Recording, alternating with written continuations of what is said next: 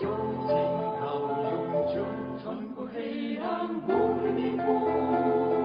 直上天堂路，天堂路，我全心信靠我主，他永不失误，不失误。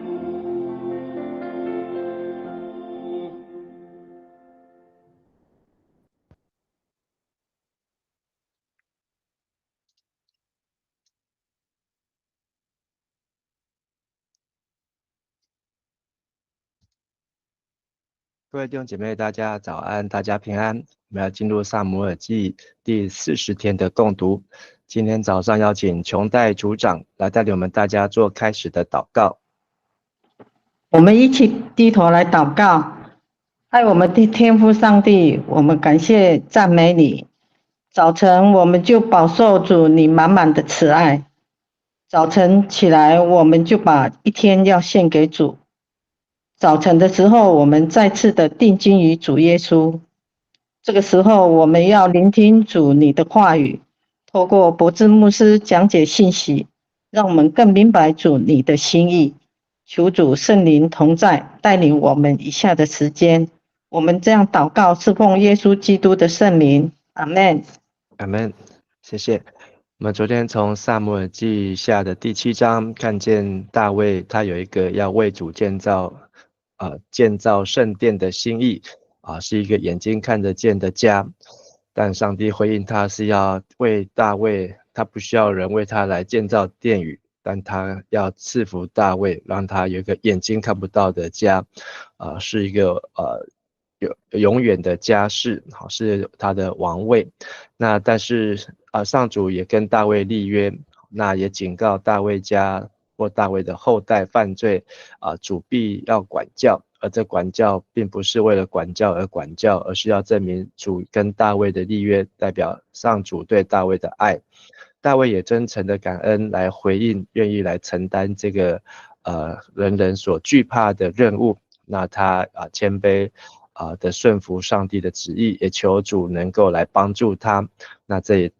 撒母耳记下第7章也可以对照是历代志上的第17章是大卫之约，还有大卫的祈祷跟感恩。那么要继续来去看撒母耳记下的第8章，同样也是记载在历代志上的18章，也是接续的记载。那先请琼代姐带我们来读第8章的第1节和第2节。后来大卫在攻击非利士人，打败他们，结束了他们在这块地上的统治。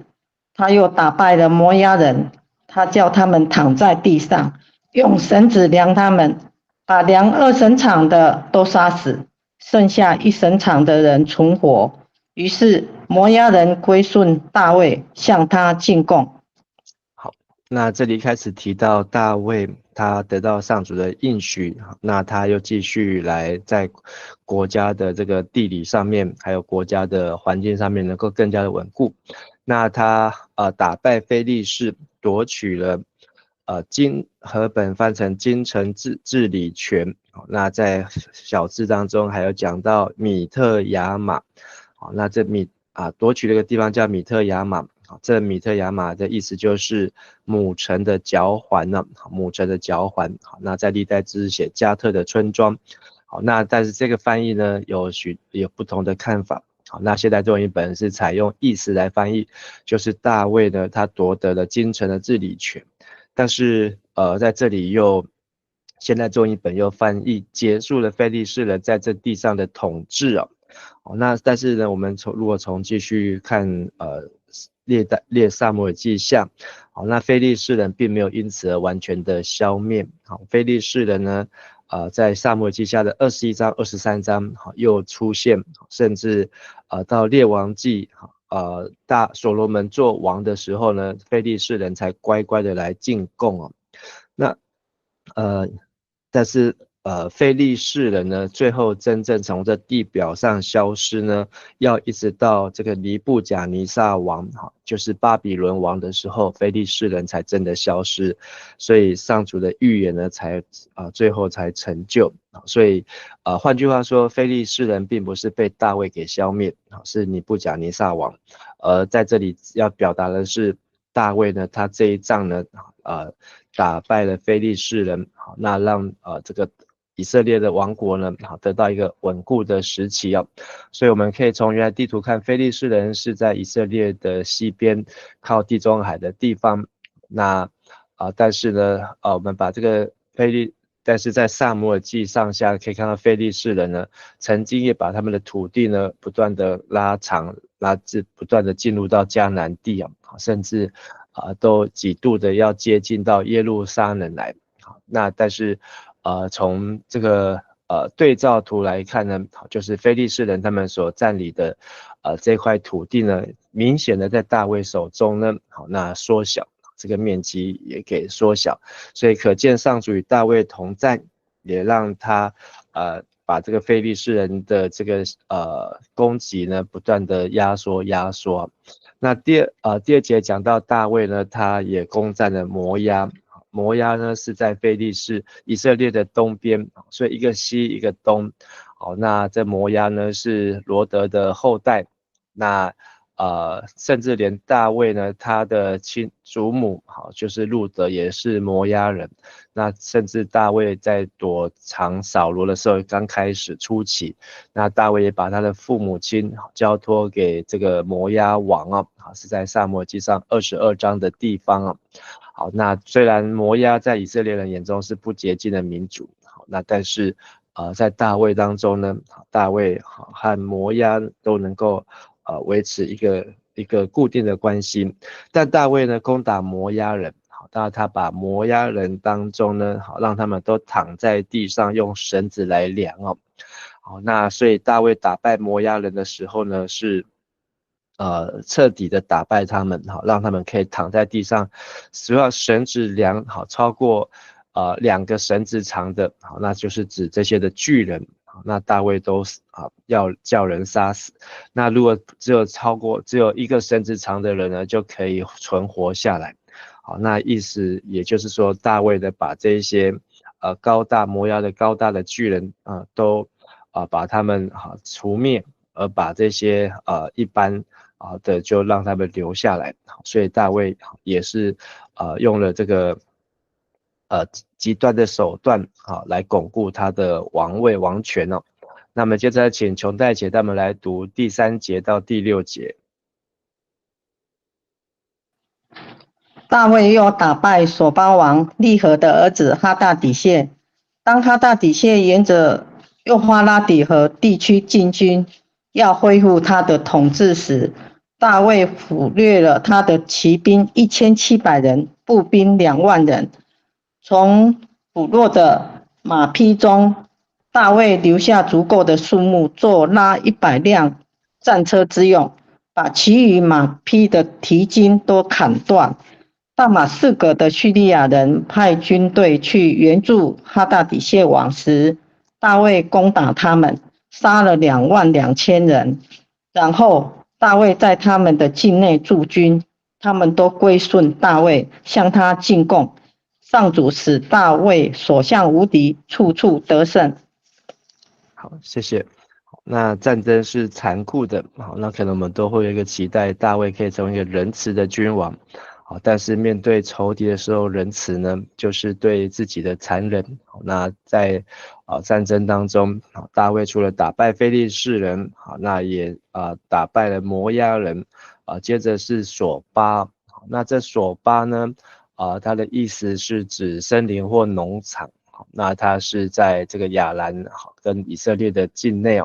那这索巴实际的位置大概比较不容易标示。好，那但是从撒母耳记上14章就有提到，扫罗在掌权的时候呢，摩押、亚门、以东、索巴、非利士，那都会来常常攻击。好，那这也是扫罗的时期常常对抗的邻国。那撒母耳记下这一章第8章、18章、诗篇60篇呢，都有提到这个索巴王哈大底谢的事情呢。好，那这个哈大底谢呢，就是这个索巴的王啊，所以在这里有记载，这个哈大底谢呢，他去请求大马士革的亚兰人，好，也就是叙利亚人，好，那这是通用啊，好，所以请他们来从更北边的索巴请亚兰，好，来一起帮助他们，好，来攻打以色列，好，因为索巴跟亚兰的境遇是重叠的。那在这个索巴好跟以色列大卫的战争当中呢，索巴他就找了这个佣兵，好，找了联军要一起来攻打，但是呢，在大卫的手中，大卫就杀了这个亚兰的军队22000人，甚至呢直接在这个亚兰的境内来驻军呢，就是直接把他的军队呢留守在亚兰，所以可见大卫呢他这时候的整个军队，还有他整个的军备，还有他整个的军力呢，是所向无敌，打完了西边打东边，东边打完了打北边，那北边甚至更北的亚兰，那都来帮助索巴的时候呢，大卫反而就占领他们的地方哦，那把他们的地方都设驻点，让这些地方呢不能再起来作乱。好，那我们接着再请琼代姐带我们来读第7节到第12节。大卫掠夺了哈大底谢的军官们所拿的金盾牌，带到耶路撒冷，又从哈大底谢统治的2个城市比他和比罗他夺取了大量的铜。哈马的陀伊王听说大卫打败了哈大底谢的全军，就派他的儿子约兰去问候大卫王，祝贺他的胜利。原来陀伊跟哈大底谢时常的征战，约兰带来金银铜制成的礼物送给大卫，大卫把这些礼物连同他从其他国家掠来的金银，就是从他所征服的以东、摩亚、亚门、非利士、亚玛利，还有部分从索巴王哈大底谢那里掠来的，都献给上主，作为敬拜之用。好，那继续看这段圣经，就是大卫除了打败索巴之外呢，还从索巴的手中呢带回许多的战利品。那这些战利品呢，甚至有著名的金盾牌。那这跟所罗门的200面的金盾牌是不一样的。但是这里的金盾牌呢，可以看见索巴呢，也是一个富有的地方，他们甚至连战士在用的盾牌呢，不论是不是金的，因为金的的确是很难打仗，而且又很重，这可能是拿来炫耀用的。好，那这个炫耀的金盾牌呢，也被大卫给带到了耶路撒冷，甚至又接续从哈大底谢统治的比他城和比罗他城啊，从这2个城当中呢，又夺了许多的铜。那在这段经文在历代志上18章的记载呢，就讲到这些的铜呢，就是后来所罗门他在建造这个圣殿的器具的时候所使用的铜啊，也就是这些的铜海、铜柱、铜器，那建造圣殿的铜其实都是大卫他所带回来的战利品但是在撒母耳记下这里并没有提到。那索巴的这个对头，另外一个死对头是哈马王。哈马王陀以呢，他听说大卫他打败了这个索巴哈大底谢，所以呢非常的开心，就派他的儿子叫约兰。好，那约兰在历代志有另外名字叫哈多兰。好，那他就带来他的祝贺。那哈兰或是这个哈多兰就是约兰。好，因为这个约兰这个翻译可能是怕跟这个以色列的诸王约兰王混在一起，所以可能把它分开。好，那所以这个陀以的儿子约兰带来的金银铜的礼物呢，送给大卫。那这也表示这一些周围的国家呢，或是城邦呢，或是民族，他们都向大卫来臣服啊。好，从最难缠的非利士人被打败开始，接着是摩押，接着是索巴和亚兰，那连这个哈马地区呢，也来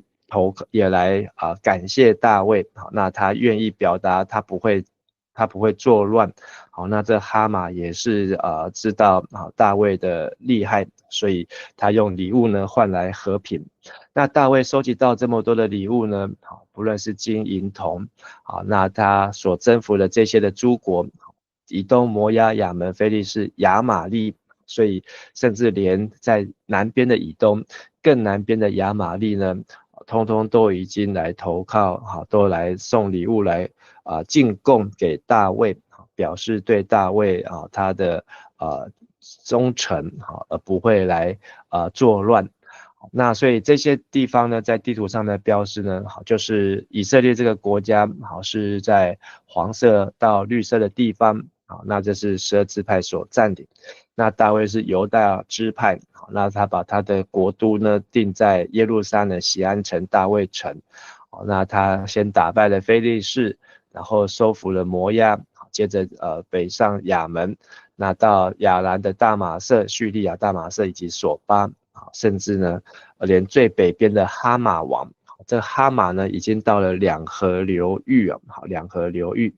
好，那这个哈马的国家的意思就是堡垒，好，那哈马王叫陀以，好，陀以的意思叫流荡，好，可能跟经文没有什么关系，好，他们可能是游牧民族，好，那但是呢，他们都来到这么南边的犹大呢，来向大卫，好，来表示忠诚。那还有这地图上面有标出来是亚玛利人啊，亚玛利人是到这个到埃及，非洲埃及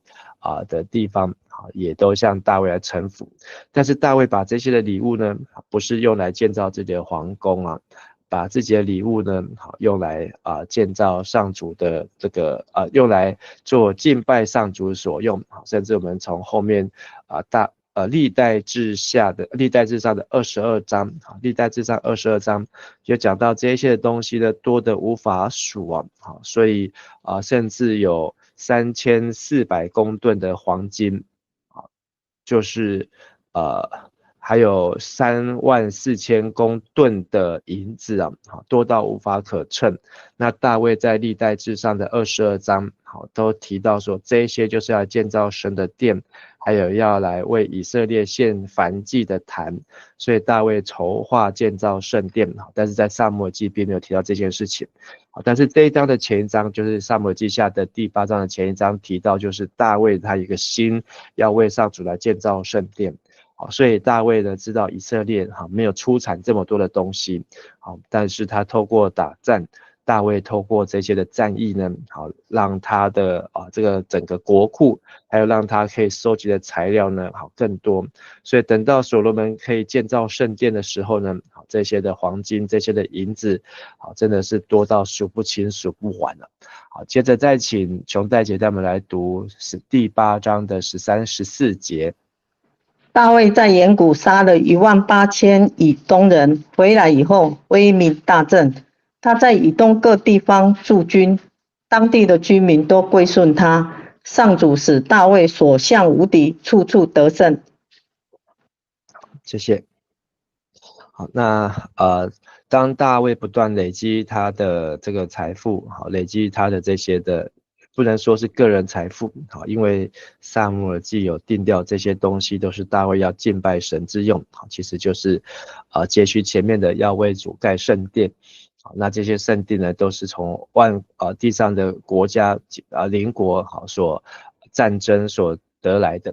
那大卫又在这里又提到了一个记载，在岩谷杀了18000的以东人来威名大振。那岩谷呢，学者认为就是在死海以南的地区，也就是希尔，那就是在别是巴的附近。那在这一段的记载呢，有3种版本，一个版本是撒母耳记下的第8章13节。那历代志上的18章12节，还有诗篇的60篇的标题上面的小字好，那这个历代撒母耳记下第8章13节的主角是大卫击败了亚兰。好，那这个亚兰呢有括号又说以东啊，好，因为圣经学者认为这个他不是去打败北边的亚兰，好，然后在沿谷，好，因为我们从这地图看，亚兰在那么北边回来的时候，怎么可能跑到南边的沿谷去杀人呢？杀了18000的以东人呢？所以圣经学者认为这个亚兰呢应该是抄错了，他应该就是指以东。好，那大卫呢，所以他东西南北，好，从非利士到摩押，好，然后到索巴，好，然后到亚玛利人。好，那现在呢，以东人也是在大卫他的南边，以东好就是以扫的后代。好，那这个摩押和亚门是罗德的后代啊，和以色列人好其实都有非常都算是以色列人的亲友。好，那但是呢，他们长期以来没有敬拜同一位神，以至于呢，他们虽然有血缘上的关系，但是在属灵上，在信仰上呢，却是相当的遥远了。那另外一个版本是历代志上18章12节讲到这个喜鲁雅的儿子就是大卫的姐姐，也就是大卫的侄子亚比筛，也就是3个勇士当中的老二。亚比筛呢，在沿谷当中击杀了以东人18000人。那第3个，所以这跟大卫就2个不太一样啊，因为亚比筛也是大卫的将军啊，元帅之一，元帅是约押，那亚比筛是约押的弟弟。那另外版本就是诗篇60篇的第1节前面的小字。好，那这诗篇60篇的前面的小字提到大卫跟两河之间，就是美索不达米亚的亚兰还有索巴的亚兰征战的时候呢，约押转回在沿谷攻击以东，杀了12000人。好，那所以从这3个对照起来呢，好，就有可能是当大卫呢去在北边的索巴还有两河之间的亚兰在征战的时候呢，听到了以东来侵略了犹大的南部，所以他马上要把军力从最北边调到最南边。好，所以这是一个非常危急。好，那这个当中呢，就可以读诗篇的60篇。好，那诗篇60篇的祷告呢，就是大卫祷告说，求神好使地震动崩裂，求神将裂口补好，地在摇动。好，虽然神让子民遇见艰难，好，也使他们的子民喝那一些让人东倒西歪的酒，但是神要把旌旗，就是得胜的旌旗赐给敬畏你的人啊。好，所以60篇第9节说，谁能领我进坚固城？谁能引我到以东地？神啊，你真的丢弃我们？神啊，你不和我们的军队同去吗？所以从诗篇60篇可以看见大卫呢，可能在最北边的前线征战的时候呢，最南边也出了状况，所以他只能够用祷告。最后60篇的最后2节，求你帮助我们攻击敌人，因为人的帮助是枉然的，我们依靠神才得施展大能，因为践踏我们敌人的就是他，也就是神。好，所以这个诗篇短短60篇，但是呢，如果我们去把这个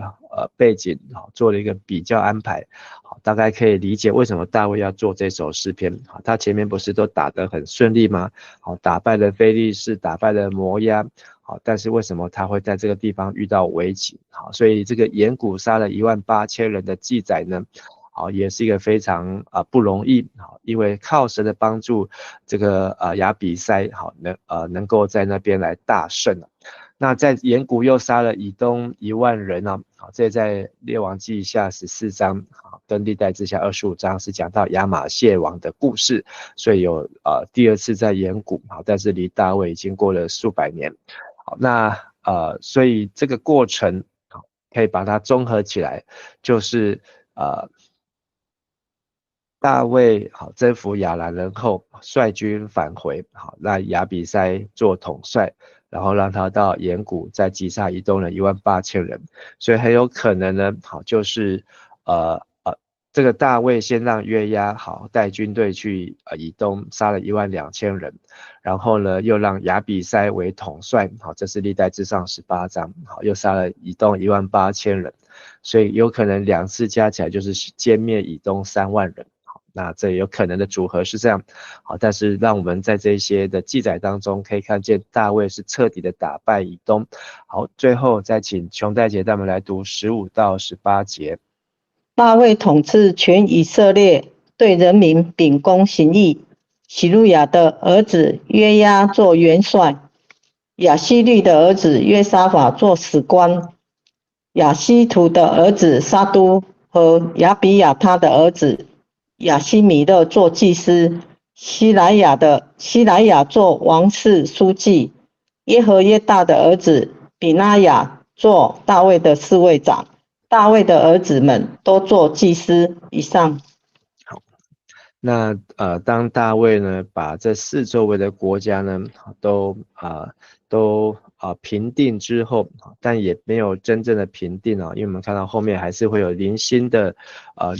战况，但是大卫的王权呢、国权呢，这个国家的国民越来越安全，越来越稳固哦，所以8章15节提到大卫统治全以色列，好，那对以色列向众百姓秉公行义。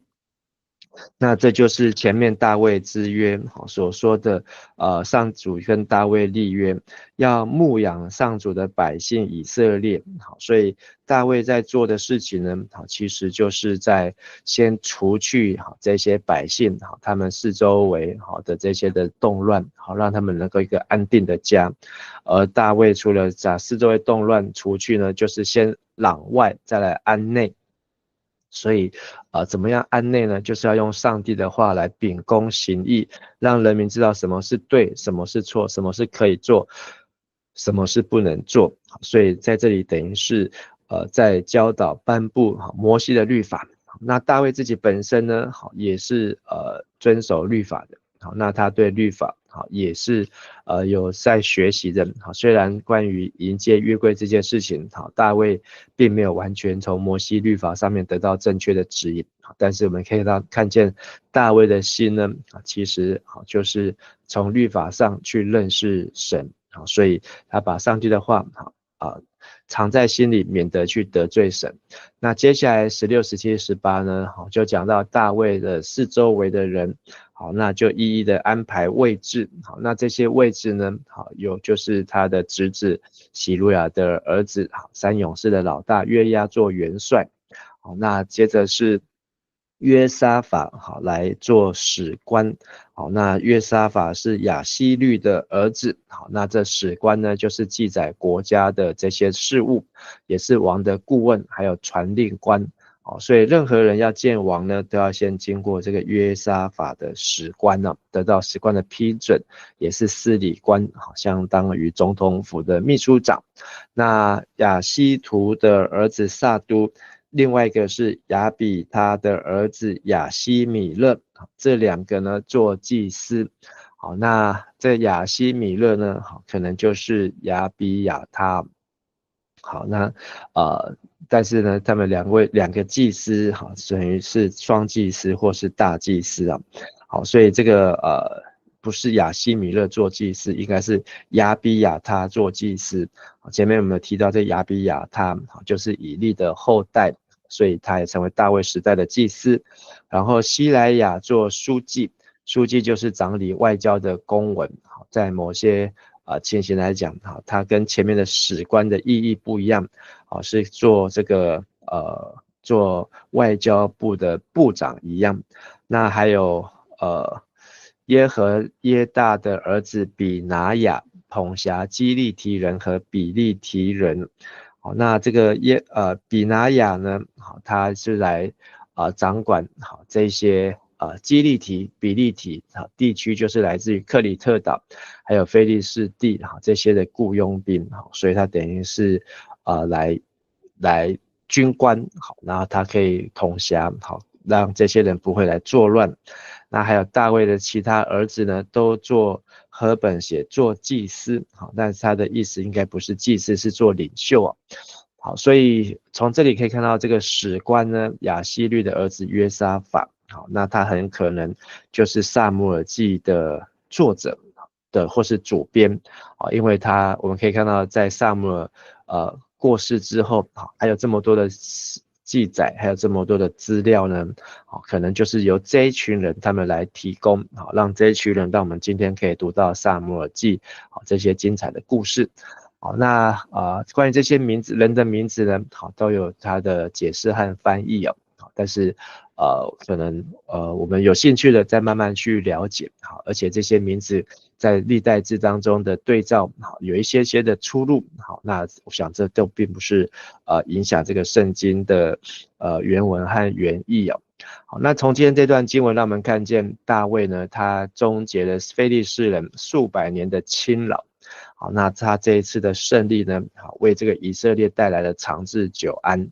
好，那这个非利士人从士师记时起，好，其实早在创世纪好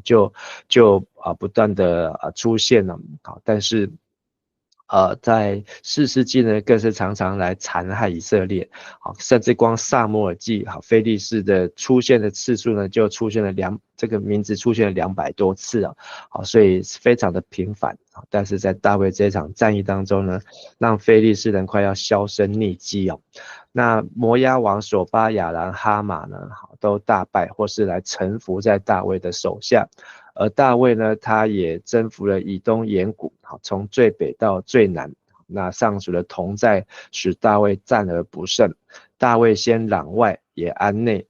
牧养治理上主的百姓呢，秉公行义，能够齐家治国平天下。他的家是上主所应许祝福的家，让他的家呢能够进而坚定他的国，而他的国呢就能够来在征服或是来平定四周围的这些邻国呢对以色列的这些的攻击，还有对他们的残害。所以我们也看见上主真的大大与大卫同在。我们一起来祷告。亲爱的爸父神，我们感谢你，看见大卫的成功并不是突然或是偶然，而是一直来自于对上主渴慕敬拜的心，甚至对于上主的受膏者他也不敢下手他对主是完全的敬重。当上主托与大卫这个不可能的任务的时候呢，有上主的同在，使这些不可能化为可能。也求主让我们学习大卫的谦卑以及大卫的祈祷。当我们应当要勇敢出征的时候，要践踏仇敌的时候，让我们就要来顺服主。当我们应当要秉公行义的时候，也教导我们能够明辨是非，能够用真理来秉公行义。当我们应当要爱仇敌，为那逼迫我们的人祷告的时候，也求主教导我们能够用圣灵的说不出的叹息为我们祷告，使我们明白主你的心意在哪里。也求主帮助我们这样子祷告祈求，奉靠主耶稣基督的名求，阿们。谢谢琼代，谢谢大家，大家平安。谢谢牧师，谢谢平安，谢谢牧牧师。师，谢谢平安，谢谢牧师。平安，谢谢。